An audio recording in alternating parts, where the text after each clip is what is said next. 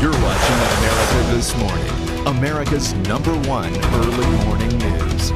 Good morning, I'm John Muller. And I'm Marcy Gonzalez, in for Diana Perez. We begin with a deadly turn in Ukraine. The government cracking down on pro-Western protesters. More than 2 dozen people now are dead. This is happening right in the shadow of Sochi, where Russian President Vladimir Putin hopes to project his power. In Kiev's central square this morning, protesters are standing firm, but the future of their cause is uncertain. ABC's Hamish MacDonald joins us live by phone from Moscow. Hamish, you were there just weeks ago. Are you surprised at all by this new wave of violence? I think absolutely there is a degree of surprise about how much force, how much violence has been used in the last 24 hours. This is the deadliest day of protests in the Ukraine so far. At least 25 people dead that we know of. That's on both sides, police, security forces, as well as the protesters.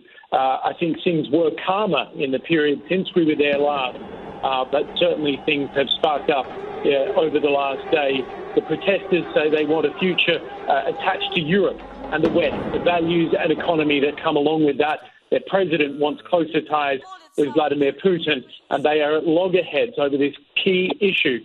And, of course, this is all happening on Putin's doorstep in the midst of the Olympic Games. He has an uprising essentially on his hands in the backyard.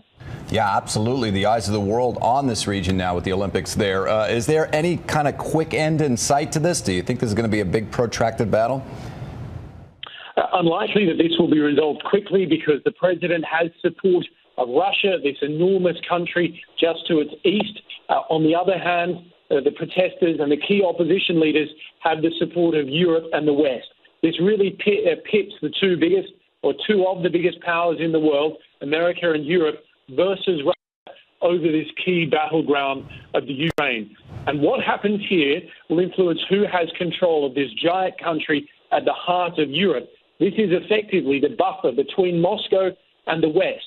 Vladimir Putin is showing no signs of backing down, and the protesters are showing no signs of backing down either.